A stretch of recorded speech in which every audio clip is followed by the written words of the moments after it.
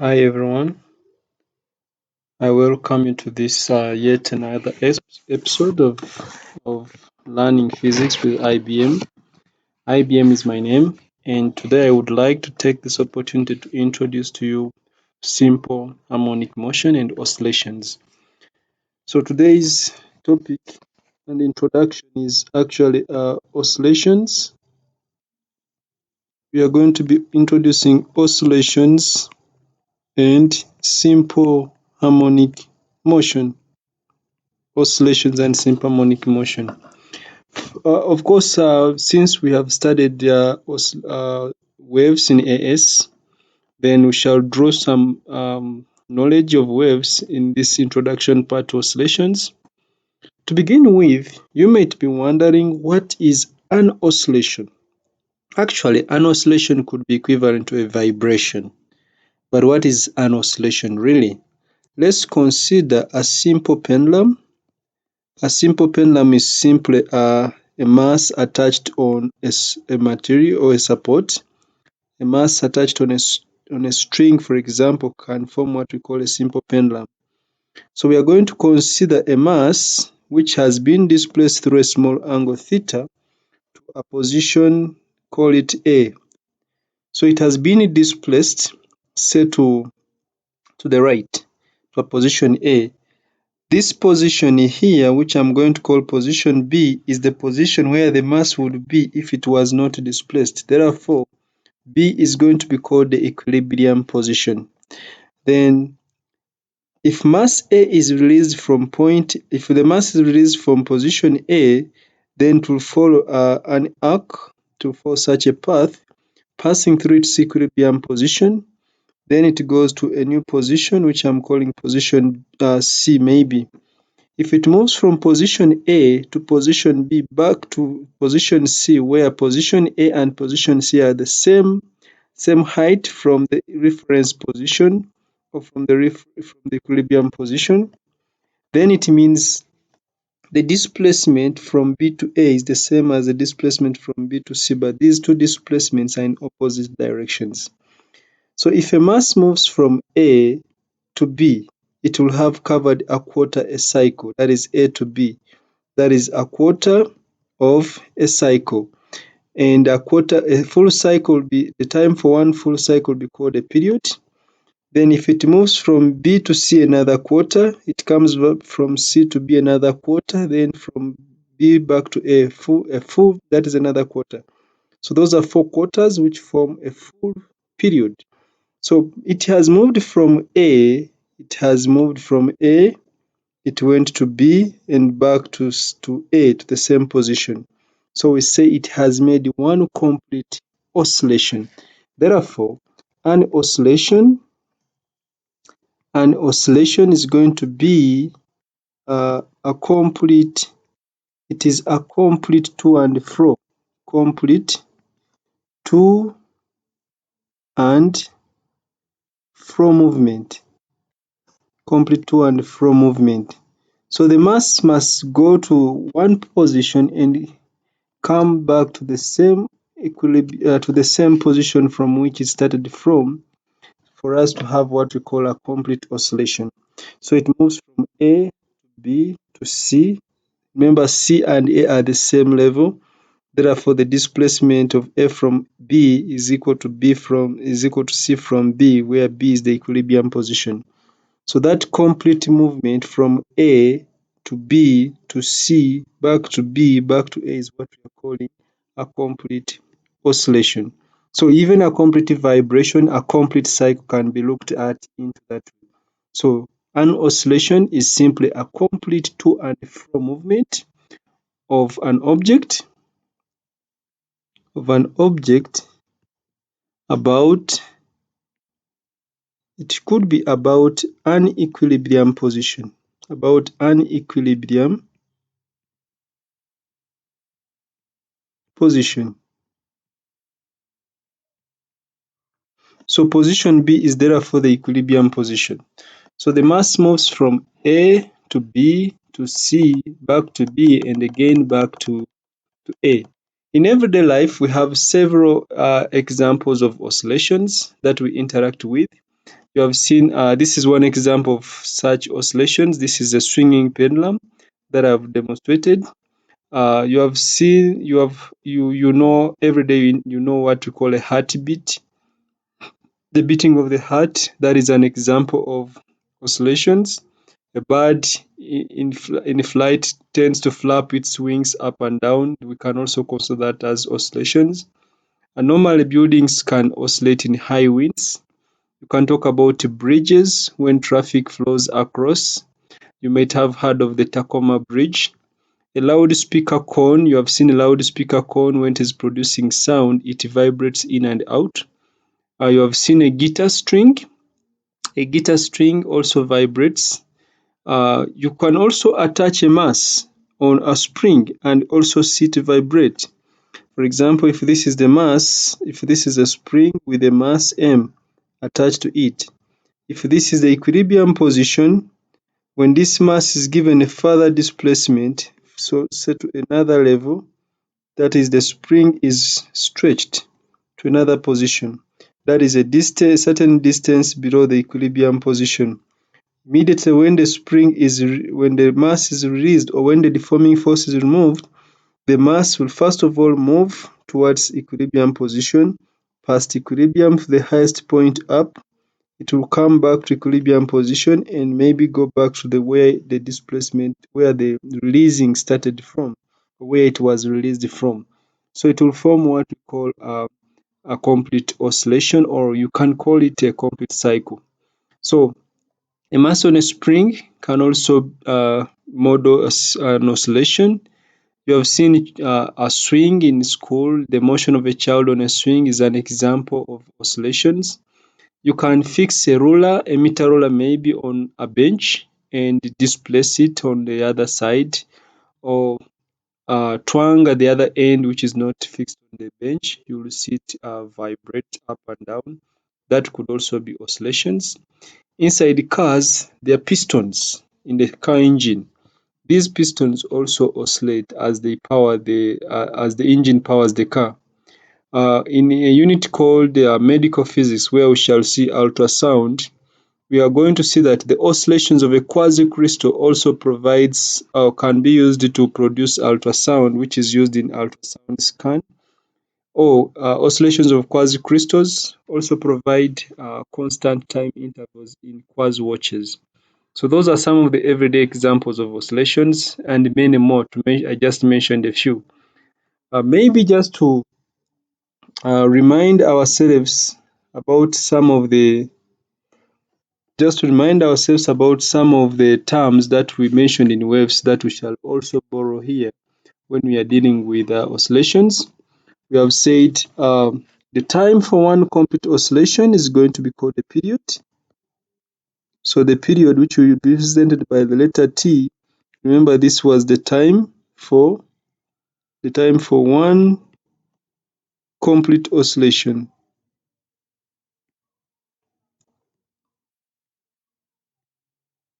The time for one complete oscillation was, we shall call it the period. Similarly, in waves, we say the time for one complete cycle, or the time taken for a wave front to pass a given point, is what we call the period in waves. So we shall use the same term in oscillations, and this will be measured in seconds. And then the number of oscillations per unit time is going to be called the frequency. So frequency, which we shall always represent by letter F, is going to be the number of oscillations, per unit time. So how many oscillations does the material make in a given time? That is the frequency. So since we already know the relationship between the frequency and the period, we can still look at it. We have already said that period is the time for one complete oscillation, and the frequency is the number of oscillations per unit time. Let us consider or think of a situation where we have n oscillations. So let's consider we have n oscillations. We are assuming our system is performing n oscillations in a time t. in t seconds.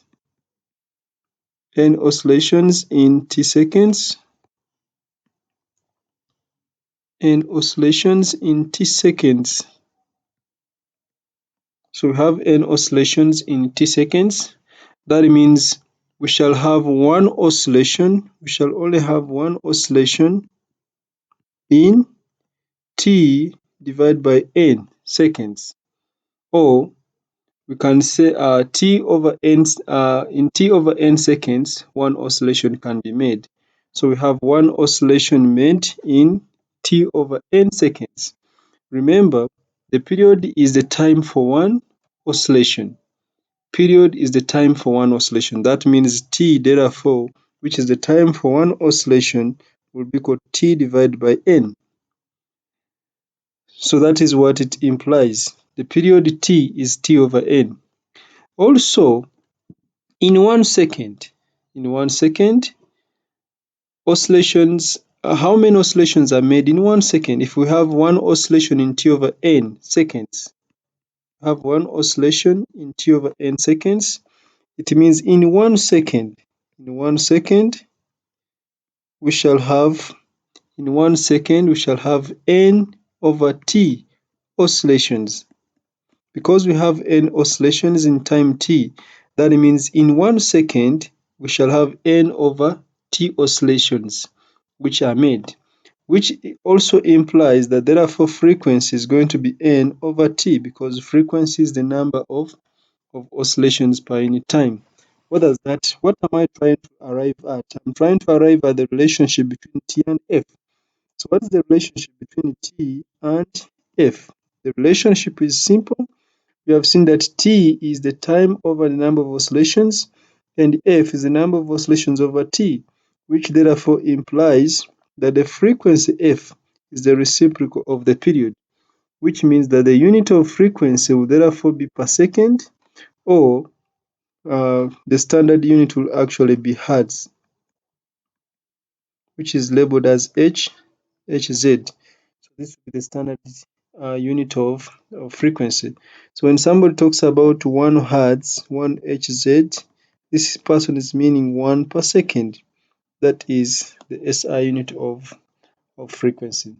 So those are, we shall of course need the term period, and we shall need the term frequency when we are dealing with simple harmonic motion, and these terms we have already seen them in waves. Okay.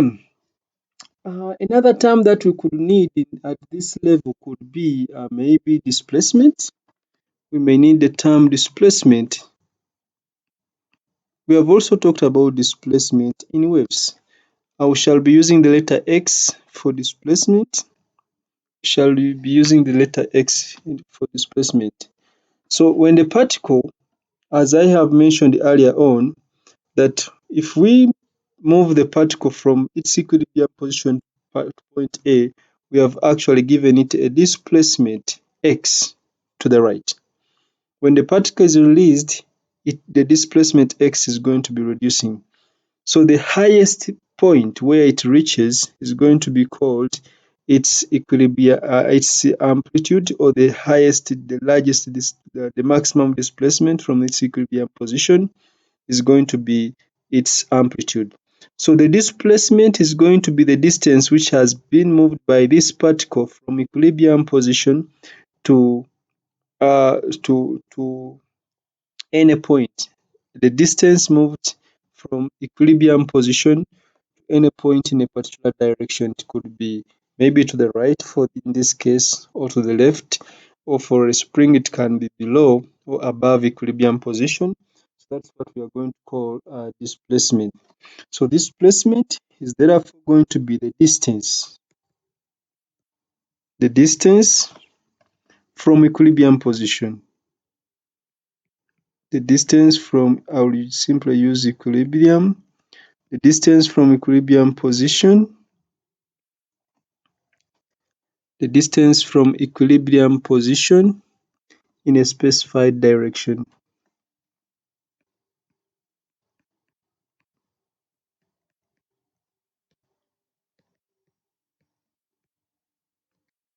So remember, displacement is a vector quantity, therefore direction is very important. However, the maximum displacement from equilibrium position is what we are going to call the amplitude. So when someone talks about amplitude, that is, we shall use the letter for this Cambridge curriculum, we shall use the letter X naught for maximum displacement or amplitude.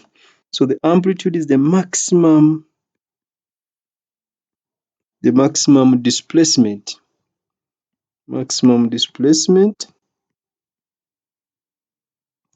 from equilibrium position.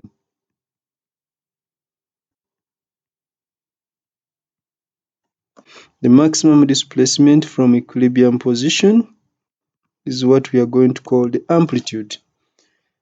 Okay, so we have seen some, I think those are going to be the most common terms that we shall use in oscillations. Therefore, straight away I want us to move to simple harmonic motion. Simple harmonic motion.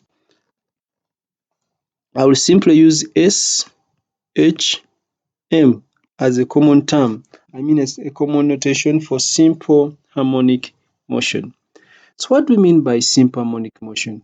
I think simple harmonic motion is one of the types of vibrations in our everyday life. It is of course important because all other vibrations are normally treated as if they are composed of simple harmonic vibrations.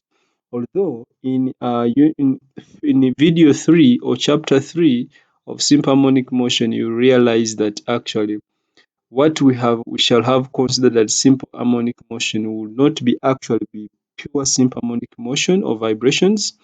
However, they will be just approximating simple harmonic motion. So it is the way in which the acceleration of a body depends on its displacement. And normally, for simple harmonic motion, the acceleration is normally directed towards the equilibrium position. Let's go back to our example where we were using a simple pendulum. Let's consider a simple pendulum where a mass whose equilibrium position is now position A. This is equilibrium position. The mass has been displaced to position B. So it has been displaced to the right through a distance, call it x. So it has been displaced to the right through a distance x. Once it is released, we notice that the mass immediately moves in this direction. That implies that the resultant force which was acting on this mass was actually pointing towards the equilibrium position. Yet note that the displacement was actually to the left, to the right. But it's like the force was trying to pull back the object towards equilibrium position. And by the way, when the object reaches equilibrium position, it will pass position A and end up going to another highest point called position C. In this way, it will actually have been displaced to the left, maybe by the same maximum displacement x naught. And once it is at maximum displacement, again we see it trying to come back to equilibrium, meaning that when it was at point C, even the restoring force F was pointing towards equilibrium position. So what does this mean? It means that this mass or this object will keep on oscillating, passing equilibrium position so many times. Therefore, we would say the oscillations would go on indefinitely. So the force, which is now the restoring force or the resultant force, is always in the opposite direction to the displacement. But remember, by Newton's second law, force is equal to mass times acceleration. So the force is always in the opposite direction to the displacement. In the first case, displacement was to the right. The restoring force was tending to bring the object back to equilibrium. In the second case, the restoring force is to the left. The displacement is to the left. The restoring force is tending to bring back the body to equilibrium. So it means the restoring force and the displacement are always in opposite directions. But by Newton's second law, force is equal to mass times acceleration. The resultant force determines the acceleration. That means the resultant force and the acceleration are always in the same direction. But again, since force is in the opposite direction to the displacement, then we conclude that the acceleration and the displacement will always be in opposite directions. Therefore, the acceleration is going to be in the opposite direction to the displacement. The minus here is going to be explained. But to begin with, we are saying that because force is equal to mass times acceleration, and force acts in the opposite direction to the displacement, in fact, as the restoring force increases, as the displacement increases, the restoring force must also be increasing. So we are saying force is directly proportional to the displacement, and since force is directly proportional to acceleration, so acceleration will be directly proportional to the displacement. However, the acceleration and the displacement will be in the opposite directions. That is how the motion goes on indefinitely. So we are saying the acceleration is going to be given by negative omega squared times x. This is the defining equation of simple harmonic motion. We may derive it later on, but this is the defining equation of simple harmonic motion, where A is the acceleration, then omega, so A is going to be the acceleration, A is going to be the acceleration, then omega is going to be a constant. Omega is a constant which is going to be called the angular velocity, the angular velocity. And then, of course, x is going to be the displacement.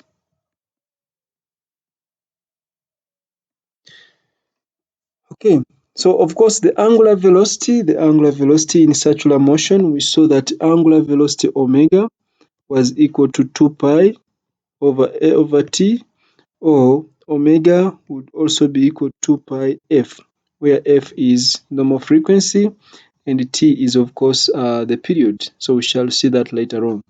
So before we go into the details of this expression, what therefore would be simple harmonic motion? So we have seen that the force and the displacement are in the opposite directions. Therefore, the acceleration and the displacement will be in the opposite directions. But since the displacement and the force, restoring force, are always in the opposite directions, it means this motion will continue indefinitely. So we say that this motion is actually periodic. Periodic meaning it keeps repeating itself for a particular period of time. And this motion acts about a fixed point, which we are going to call the equilibrium position. It is about a fixed point,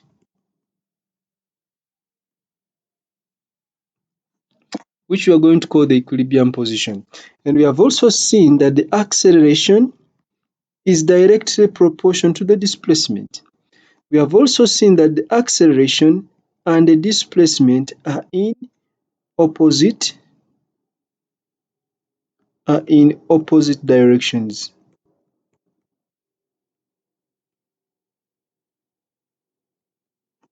Therefore, to define simple harmonic motion, we can look at these characteristics. So simple harmonic motion is going to be defined as a periodic motion of a particle about a fixed point such that the acceleration is directly proportional to the displacement from the fixed point, and the acceleration is always directed towards the fixed point, or the acceleration and the displacement are always in opposite directions. So simple harmonic motion is a periodic motion in which the acceleration is directly proportional to the displacement, and the acceleration and the displacement are always in opposite directions. So that would be defining simple harmonic motion. In fact, from the equation A equals to negative omega squared x, we can simply define simple harmonic motion from this equation. It's a periodic motion in which the acceleration is directly proportional to the displacement.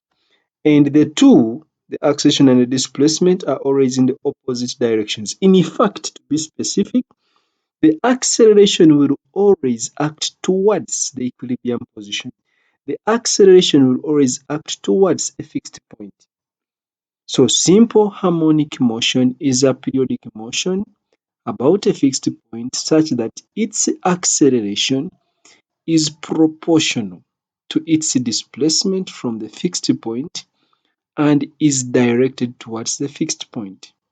Or we can say a simple harmonic motion is a periodic motion of a particle or a body about a fixed point such that its acceleration is directly proportional to its displacement, and the two, that is the acceleration and displacement, act in opposite directions. So that is actually the that's actually what we mean by simple harmonic motion. So let's first of all explore in details this expression of simple harmonic motion. So the defining equation of simple harmonic motion, that is acceleration is equal to negative omega squared x.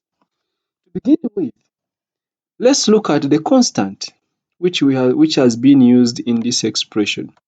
Yes, we can agree that the acceleration is caused by a restoring force and that it always points towards the equilibrium position.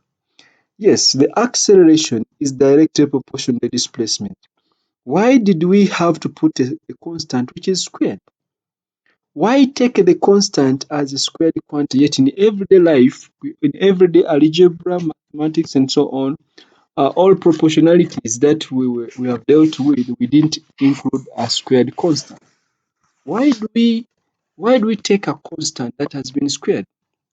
The reason is very simple. One, omega should always be squared. Why? This will ensure that it is always positive.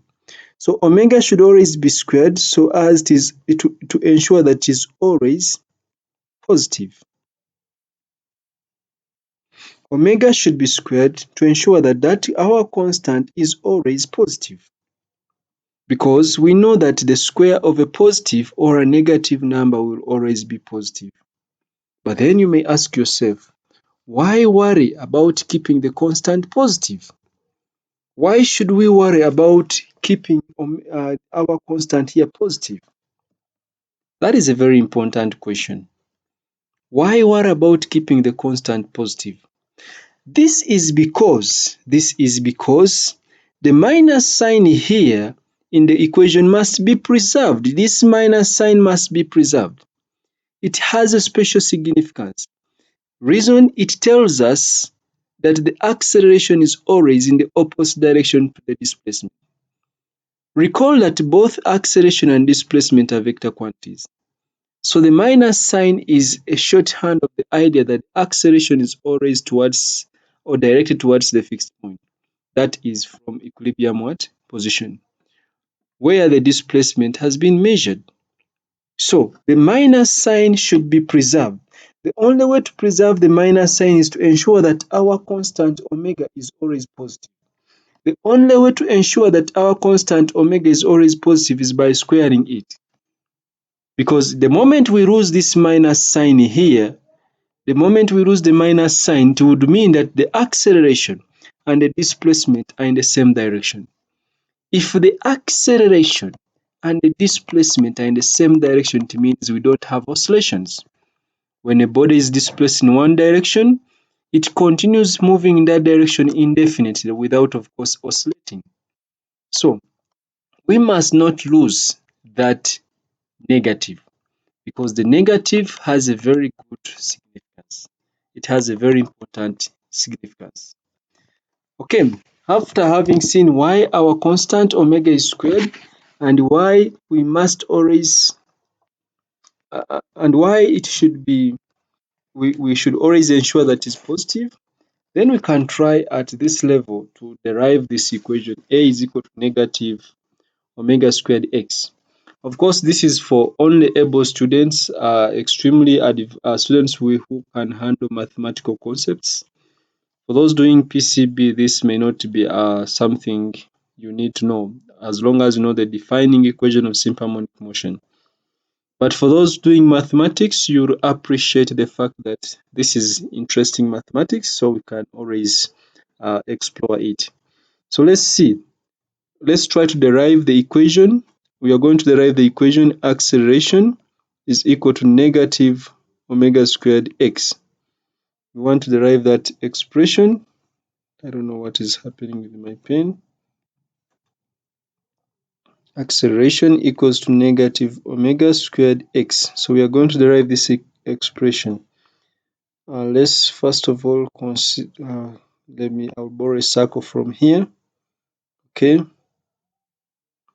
I'll borrow a circle from here.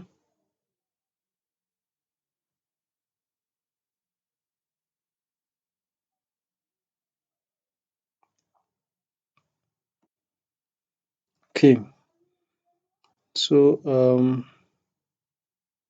let me try to make it bigger.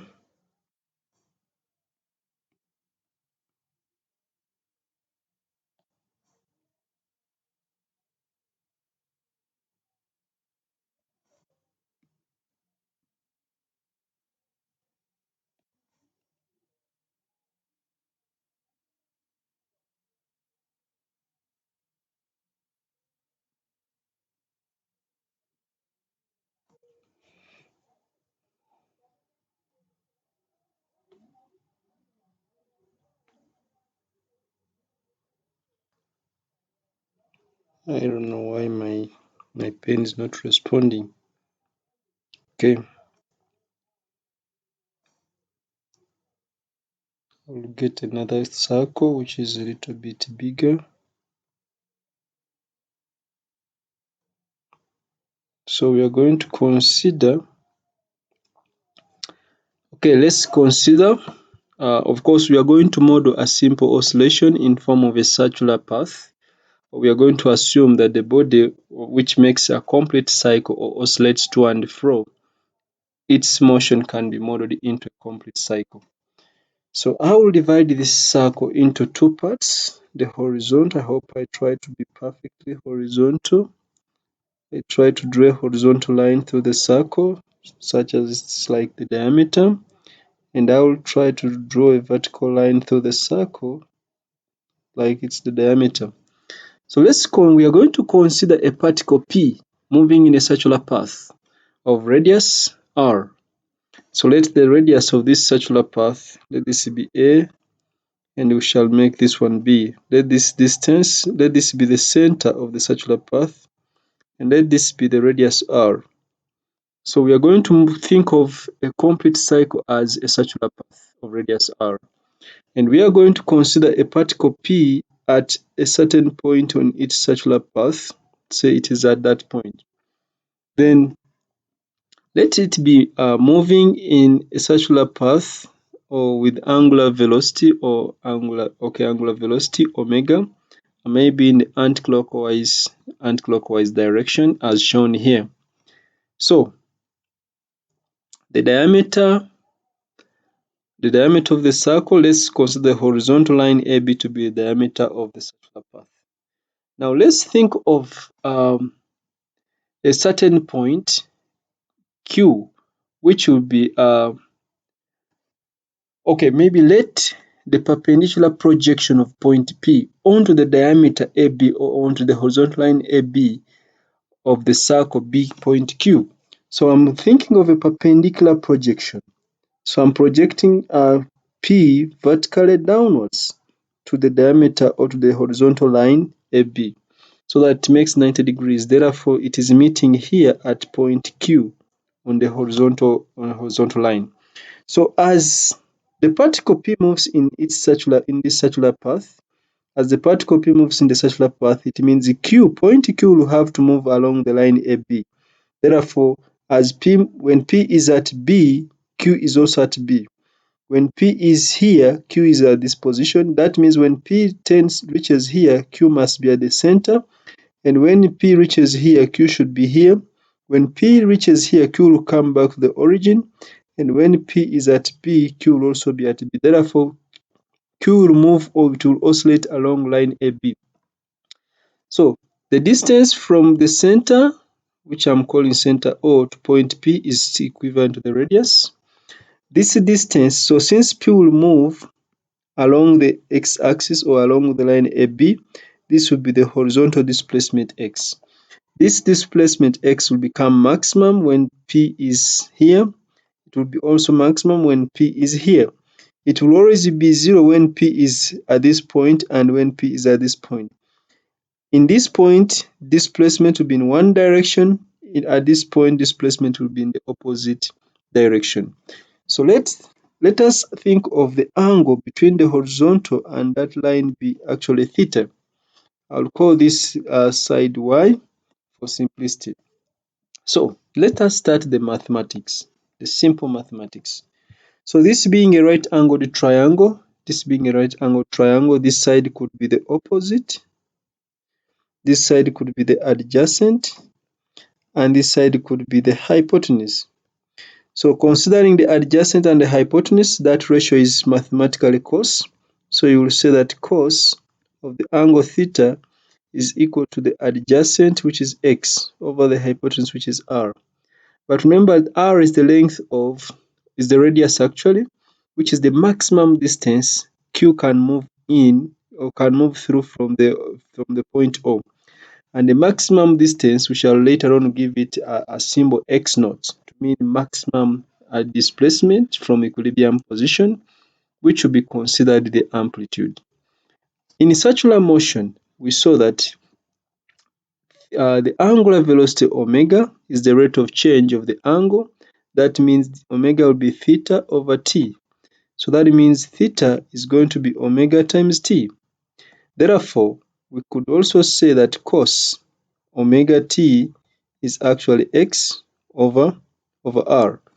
Or precisely, I can say that x is equal to r cos omega t, where note that r is the maximum distance q can move along AB, which we are going to represent with the letter x naught.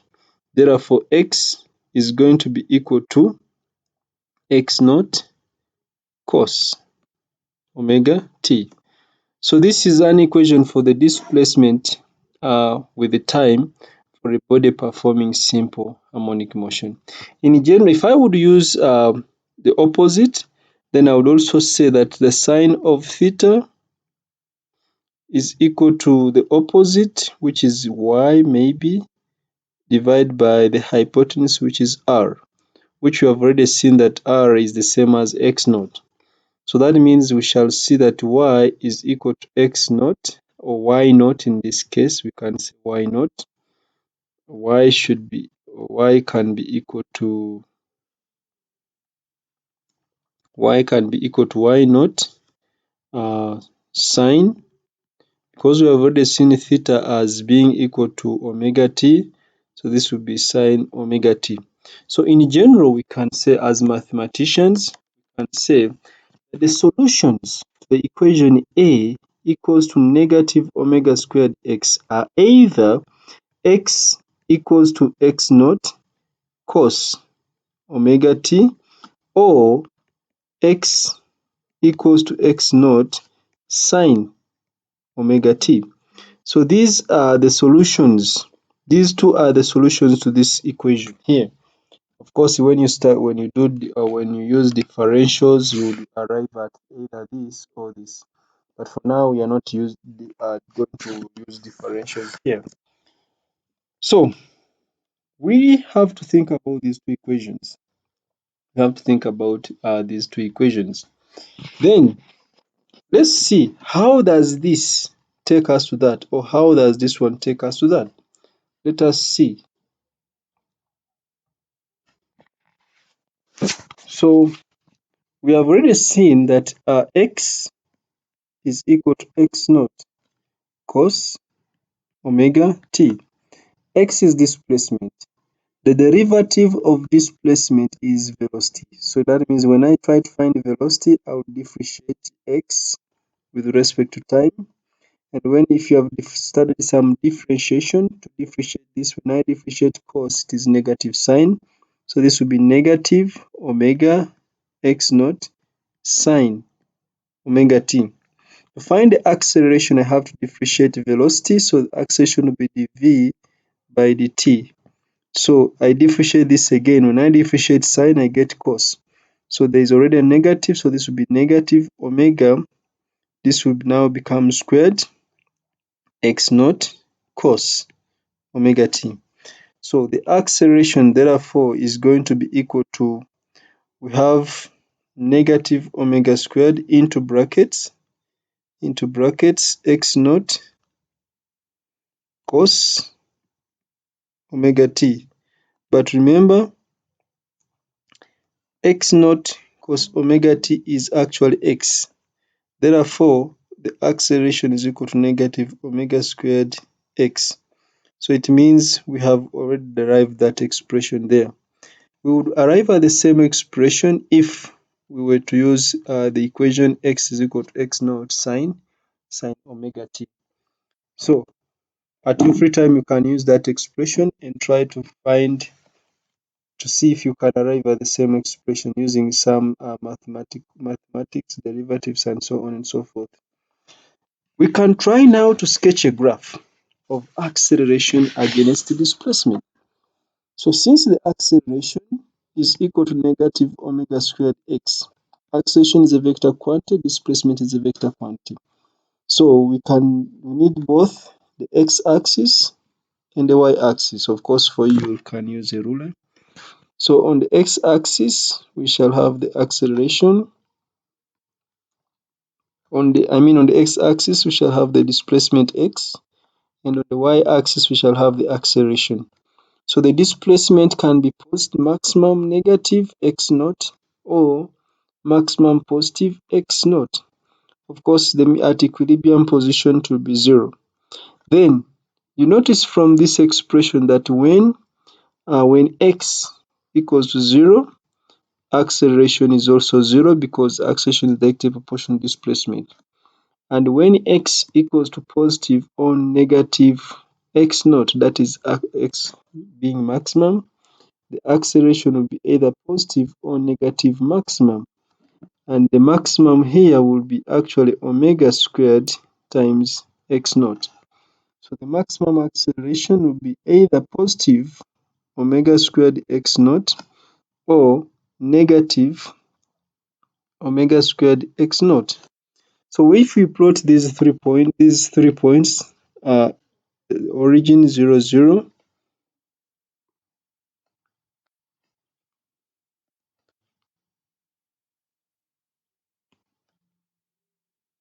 so at the origin you have 0, 0.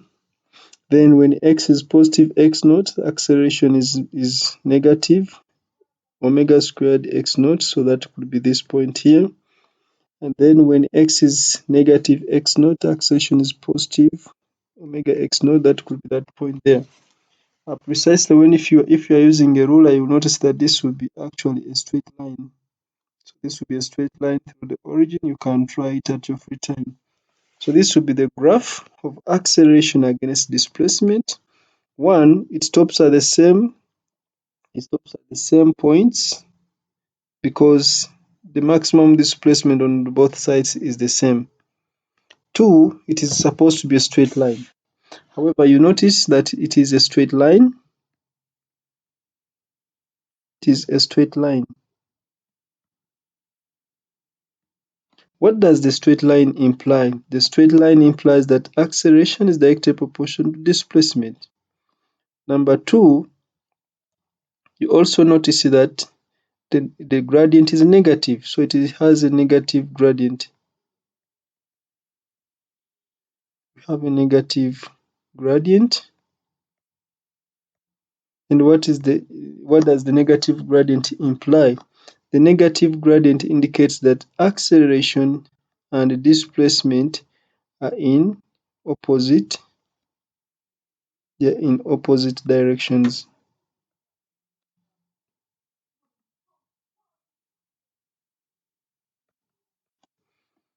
So for now, we have at least introduced simple harmonic motion, and at least we have been able to arrive at the equation acceleration is equal to negative omega squared x. I don't want to make this long, So we shall see lesson 2 next time. Hope you have enjoyed this. Hope you have picked one or two concepts here. See you next time. Bye bye.